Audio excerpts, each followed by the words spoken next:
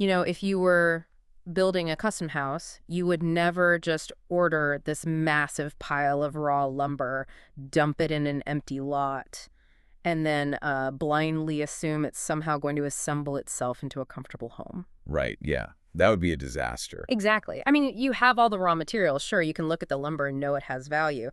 But without an actual blueprint, you're really just staring at a pile of wood, hoping for the best when the weather turns. And every time a storm rolled in, you'd be paralyzed with anxiety. Yeah. Just wondering how much of that unprotected material was rotting away or warping before you ever even got the chance to use it. Which is exactly why we're jumping straight into the deep dive today. Because honestly, that exact scenario is how the vast majority of people treat their financial futures. Oh, for sure. It's incredibly common. Right. I mean, you might have a pension. You probably have a 401k or a 403b. Social Security is out there somewhere in the ether. But if I asked you to calculate what your actual concrete monthly income will be on the very first Tuesday after you stop working. Most people draw a complete blank. Exactly. You likely couldn't give me a hard number. So our mission today is to completely transform that mindset. We are moving away from the illusion of just, staring at retirement account balances, and we're moving toward engineering a mathematically sound retirement paycheck. Yeah, and shifting from an accumulation mindset to an income distribution mindset is, well, it's a profound leap. But that lack of a clear picture, like you said, is the norm. It's not the exception. Which brings us to the source material for today's deep dive. Yes, absolutely. We are pulling our framework today from a highly specialized model developed by Jeremy James Stewart. He's an independent pension and retirement specialist. And we actually have his specific licensing number here, right? We do, yeah. It's a DIPR number 16153,009. And he operates across a really wide footprint. He's fully vetted and licensed in states like Michigan, Ohio, Pennsylvania, Georgia, North Carolina, Virginia, Texas, and Washington. That's a huge coverage area. Yeah, it is. And his entire practice is built around this core concept that he calls a pension review and retirement paycheck preview. I love that phrasing, paycheck preview, because the methodology here doesn't start by just looking at your current account balance and blindly throwing it into riskier assets to make the number look bigger on a screen. Right, exactly. Because to build the house, you first have to accurately measure the materials you actually possess. So let's start with the math behind pensions and Social Security, because there's this pervasive myth out there, I think. People see the word pension in their benefits package, and they just immediately assume the finish line is guaranteed. Oh, it's a very comforting assumption. Yeah. But the mathematics tell a very different story. We really have to run a reality check on the actual output. Okay, so how does Jeremy break that down? Well, he uses a standard pension formula to make this concrete. And it's a pretty simple equation, really. You take your years of service, multiply that by your average salary, and then multiply that by your specific pension factor. Okay, let's put some actual numbers to that so we can, see the mechanism at work. Sure. So say you've been at a job for 30 years. You reach the finish line making a solid average salary of, let's say, $100,000. Nice, clean number. Right. And your pension factor is 2%. So the math is 30 times 100,000, which is 3 million, times 2%, leaving you with a gross pension of $60,000 a year. Which, on the surface, a $60,000 baseline plus whatever you collect from Social Security, that sounds like a fairly comfortable floor. Yeah, you'd think so. But here is the structural flaw that Jeremy highlights in all his reviews. For the vast majority of retirees, that specific combination only replaces about 60 to 65% of their working income. Wait, really? Only 60%? Yeah, which means right out of the gate, you are staring down a 35 to 40% income gap. Wow. That's massive. And because people are so focused on just the sheer existence of the pension, they're completely blind to the fact that they're basically going to take a 40% pay cut on day one of retirement. Exactly. And if you wake up on your first day of retirement and realize your paycheck just dropped by nearly half, the math basically forces you into one of three realities. Okay, what are the options? Option 1, you drastically downgrade your lifestyle and just live on less. Option 2, you abandon retirement entirely, go back into the workforce, and delay your timeline. Or option 3, you save more wisely while you still have the runway to do so. Okay, let me push back on that third option for a second. Sure, go ahead. If I'm already pretty aggressive with my capital, say I'm routing a significant chunk of my paycheck into a 403b or a traditional 401k every single month, haven't I already solved this? I mean, I am actively deploying capital. I'm saving. Yeah, I hear that a lot. But there is a massive mechanical difference between simply accumulating capital Hmm. and strategically engineering an optimized future paycheck. Well, having supplemental tax-deferred accounts doesn't automatically mean your income stream is protected. You are basically just piling up that raw lumber again. If you don't account for how the elements are going to degrade that material over time, you are heavily exposed. I see. And that introduces the two invisible enemies that silently hollow out those accounts. The leaks in the boat. Because if you're already mathematically guaranteed to face a 35 to 40% income gap, you absolutely cannot afford to leak capital to invisible structural threats. Right. So the first invisible enemy is inflation. It's the silent killer of purchasing power. Yeah, we've all felt that one lately at the grocery store. Exactly. We don't need to belabor the point, but the fundamental reality is that even if your fixed pension pays you $60,000 a year for the rest of your life, the actual goods and services that 60 grand can acquire, it shrinks aggressively every single decade. The denominator is constantly expanding. Exactly. But inflation is, somewhat of a known variable. The second enemy you mentioned, future taxes, that seems far more complex because it involves legislative risk. Oh, the tax code is the ultimate variable. And Jeremy categorizes the way your capital is taxed into 3 distinct buckets. Understanding the mechanisms here is just absolutely crucial. Okay, let's break them down. What's the first category? The first is taxed now.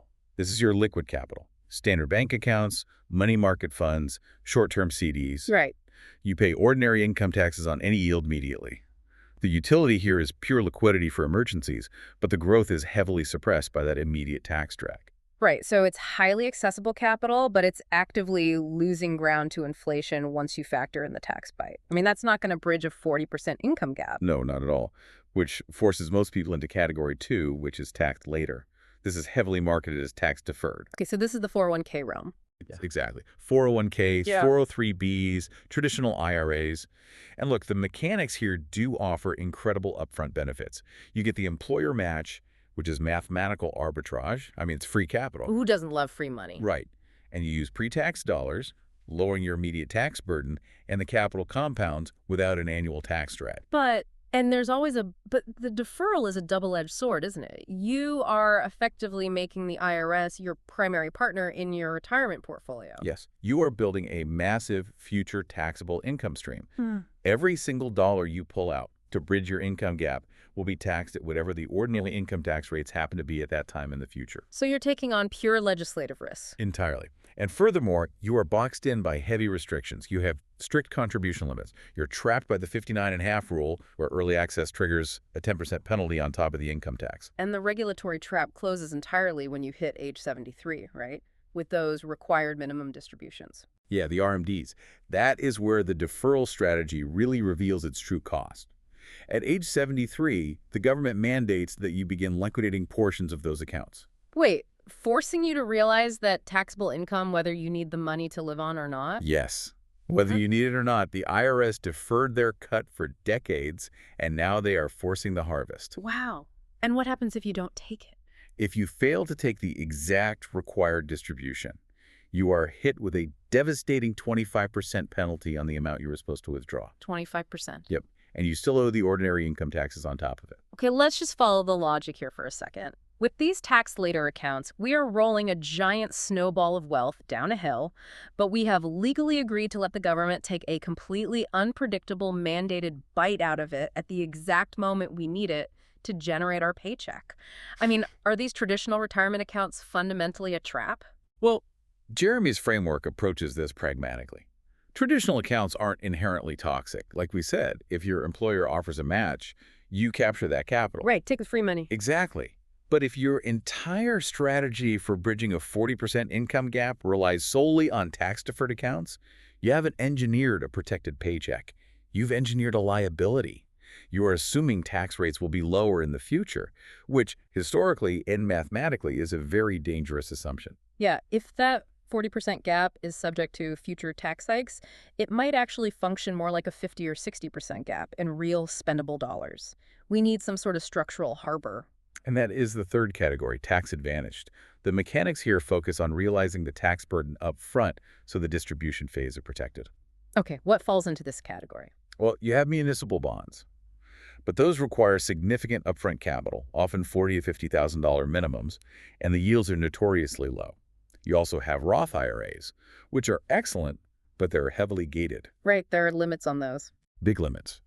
By 2026, the contribution limit is capped at $7,500, or $8,600 if you're over 50.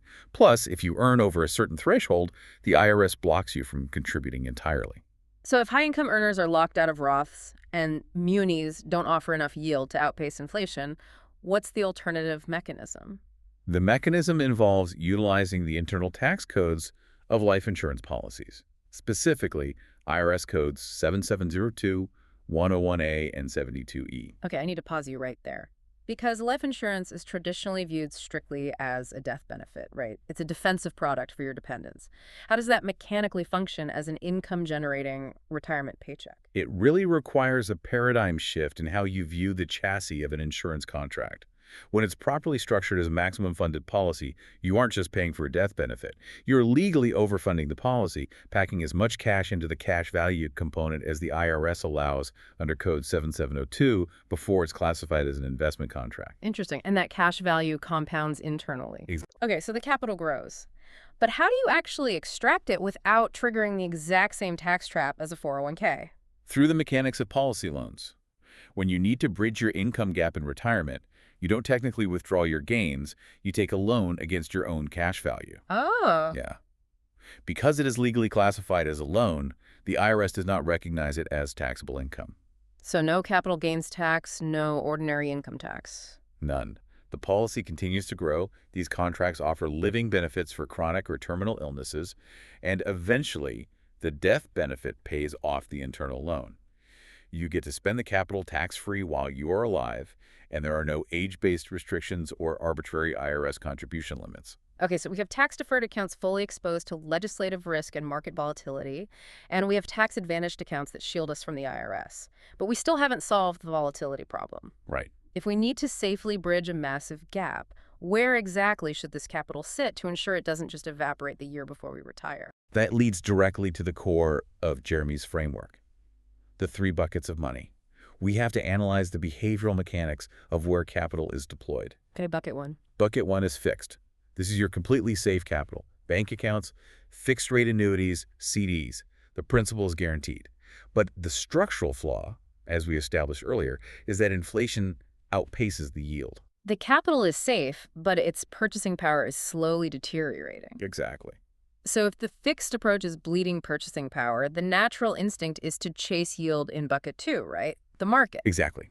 The market bucket contains your standard mutual funds, variable life policies, and unhedged 401k allocations.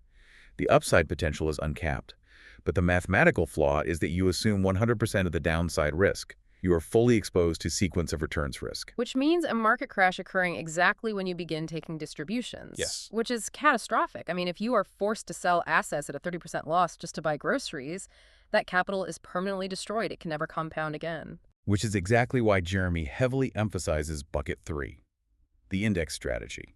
This is the safe money strategy, engineered to sit squarely in the middle. How does the middle work? Your capital's growth is tied to the performance of a market index like the S&P 500, but you are structurally shielded from direct market losses. Okay, I really need to dissect the hard data on this. How does a protected middle ground actually perform against pure equity exposure over a long timeline? Let's analyze a historical 27-year stress test using the S&P 500 from 1998 to 2025. Imagine you deployed $10,000 in 1998 and never added another dollar. Okay, 10 grand. In the fixed strategy, compounding at a standard low interest rate, that $10,000 grew to roughly $26,000 over those 27 years. A $16,000 gain. But over nearly 3 decades, inflation devoured the vast majority of that actual purchasing power. Exactly. Now look at the market strategy. If you put that same $10,000 directly into the S&P 500, riding every peak in every devastating valley, the dot-com bubble bursting, the 2008 global financial crisis, the pandemic shock, by 2025, that capital grew to $47,000. Okay, so the volatility premium paid off compared to the fixed bucket. But here is the data point that requires serious analysis. If the market hit 47,000, how did the index strategy perform? If you allocated that same $10,000 into the index strategy over that exact same 1998 to 2025 timeline, it grew to $63,000. Hold on, let's look at that math again. The safe middle ground, sitting at 63,000, outperformed the aggressive pure equity strategy by over 30% across a 27-year period. It did. Mechanically, how is that even possible? I mean, we are heavily conditioned by the financial industry to believe that assuming higher risk is the absolute only mathematical way to achieve higher reward. Yeah, it's counterintuitive at first, but the outperformance isn't driven by capturing higher peaks. It's driven by the underlying mathematics of loss. Jeremy uses a very specific phrase to explain this mechanism. He says, "Zero is your hero." Zero is your hero. Okay, walk me through the mechanics of that. An index strategy operates using caps and floors. When the market index rises, your account is credited with a portion of that growth, up to a contractual cap. You don't get 100% of the bull market. Right, there's a ceiling. But the trade-off is the floor. When the market crashes, like the nearly 40% devastation we saw in 2008, your account does not participate in the crash.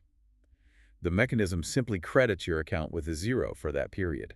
You earn nothing, but you lose nothing. The principle remains perfectly intact. And that completely alters the compounding math. Think about it. If you have $100,000 exposed to the market and you suffer a 50% loss, your capital drops to $50,000. Right. To simply get back to your original baseline of 100 grand, you don't need a 50% gain. You need a 100% gain just to break even.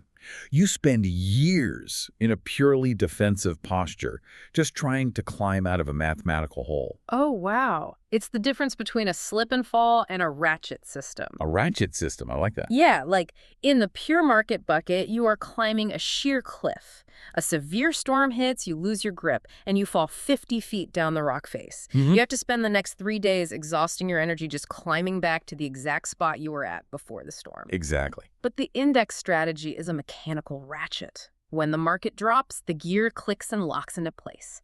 You don't make any upward progress during the storm, but you don't fall a single inch. When the weather clears, your very next step is higher than your last. That analogy perfectly illustrates the math. You are constantly compounding from your highest high water mark. Avoiding those devastating 30 and 40% drawdowns is mathematically more powerful over a long timeline than capturing 100% of the upside. That structural protection changes everything. But understanding the mechanism of an indexed bucket is only half the battle. How does someone integrate these disparate financial tools, the pension, the tax codes, the index strategy, into a cohesive blueprint that actually generates a reliable monthly paycheck? That integration is the ultimate culmination of Jeremy James Stewart's approach. He engineers the blueprint around the 4 pillars of retirement. Okay, let's construct the house. What are the pillars? Pillar 1 is Social Security. That's the baseline. Pillar 2 is your pension. That's the guaranteed but static floor. Pillar 3 is your supplemental savings, the 401ks and 403bs. They are necessary. You absolutely capture the employer match, but as we've established, they are fully taxable and highly volatile. And even with those 3 pillars stacked on top of each other, we mathematically verified earlier that we are still left staring at a 35 to 40% income gap. Which is exactly why Pillar 4 is the crucial missing component, the indexed strategy. When you integrate a tax-advantaged, loss-protected vehicle into the architecture of your plan, you are intentionally engineering a custom stream of income designed specifically to fill that gap. But the immediate pushback from a lot of folks is going to be accessibility, the intricate tax codes, the indexed compounding. This sounds like institutional-grade wealth management. If someone is, a teacher, a mid-level manager, or a nurse, is this architecture actually accessible to them? It is entirely accessible, and Jeremy uses straightforward, practical math to demonstrate the power of consistency over sheer capital volume. Okay, let's hear the math. Assume you redirect just $500 a month into a properly structured index strategy. That's $6,000 a year. Over a 20-year timeline, you have deployed $120,000 in direct contributions. Because that capital is shielded from market crashes by the zero floor and shielded from future tax hikes through the proper IRS codes, that steady, disciplined habit compounds with incredible efficiency. It becomes the exact mechanism you use to bridge the 40% income gap and create a massive, reliable secondary paycheck. The major takeaway here isn't just a new financial product. It's a total shift in psychology. It is moving from a state of passive anxiety to active engineering. Absolutely. You aren't just staring at a pile of lumber, crossing your fingers and hoping the pension formula somehow covers inflation for the next 30 years. You are actively building a loss-protected, tax-efficient distribution system. Right. But the variables are intensely personal. My tax bracket, my pension factor, and my timeline are entirely different from yours. So how does an individual listener translate this overarching framework into their own specific, concrete numbers? Well, you cannot build a custom house using a neighbor's blueprint. The single most important action you can take is to strip away the assumptions and run the math on your own life. You should not be guessing whether or not you have a 40% income gap. You need absolute mathematical certainty. What is the exact mechanism to get that certainty? The best next step is to directly book a personal pension review and retirement paycheck preview Zoom with Jeremy James Stewart. Okay. And the friction to do this is extremely low. You can schedule the Zoom online, you can click to call Jeremy directly, or you can take just a few minutes to fill out the pre-Zoom form to get the analytical process started before you even speak. Taking that step transitions this entirely from a theoretical deep dive into applied mechanics for your own life. Because ultimately, crossing the finish line into retirement shouldn't be about just accumulating random disjointed accounts scattered across different brokerages. Right, definitely not. It isn't about quietly surviving on whatever scraps are left over after market corrections and future tax hikes have hollowed out your savings. It is about actively engineering an optimized, reliable paycheck so you have the absolute freedom to live the lifestyle you spent decades working to achieve. As we look at the entire architecture of this strategy, I really want you to consider one final dynamic. We spend 3 to 4 decades of our lives optimizing our brains for accumulation. We are heavily conditioned by society to build, to save, to constantly watch the pile of lumber grow larger. Yeah, totally. But the transition into retirement requires the exact opposite psychological skill set. You have to learn how to optimally, efficiently, and comfortably deplete that wealth. That's a huge shift. It is a complete rewiring of the human brain. Yeah. If you haven't engineered a paycheck distribution system that you fundamentally trust, the psychological anxiety of depleting your capital will completely overshadow the freedom of your retirement. Stop staring at the raw materials. Get the blueprint, understand the math of your own life, and engineer the paycheck. Take action, book the Zoom with Jeremy, and find out exactly what your future holds. Until next time, keep digging deeper.